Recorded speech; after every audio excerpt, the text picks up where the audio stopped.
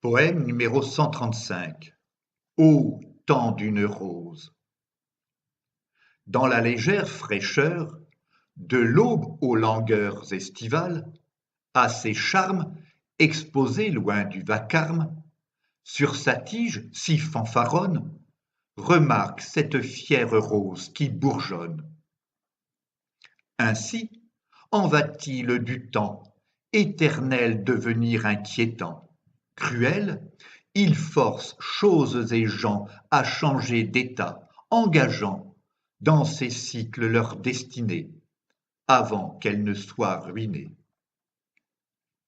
Au fil de l'agréable matinée et du vent qu'elle découvre, du fait des gouttes de rosée, par un seul ray toutes irisées, saoule en ce jour où elle naît, observe cette inconsciente rose qui s'ouvre.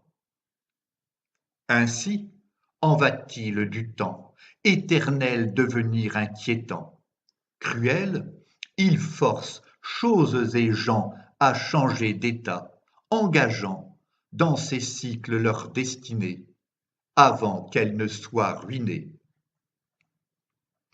À son zénith, haut dans le ciel, voit le soleil à travers la treille.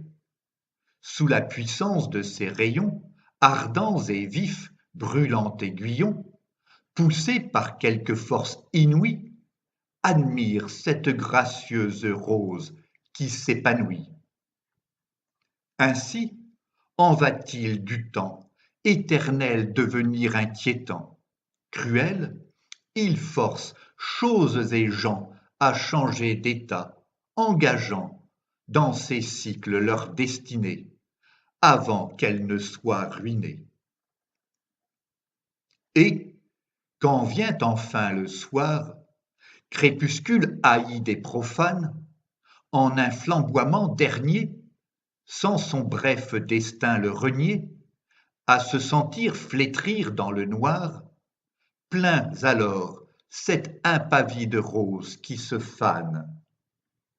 Ainsi en va-t-il du temps, éternel devenir inquiétant, cruel, il force choses et gens à changer d'état, engageant dans ces cycles leur destinée, avant qu'elle ne soit ruinée.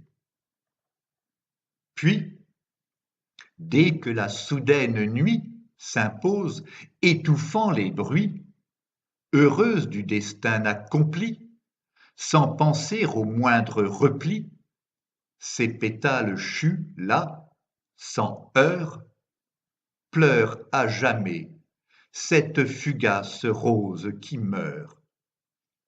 Ainsi en va-t-il du temps, éternel devenir inquiétant, cruel, il force choses et gens à changer d'état, engageant dans ces cycles leur destinée, avant qu'elle ne soit ruinée. Poème écrit par Philippe Parrot entre le 2 et le 3 novembre 2015.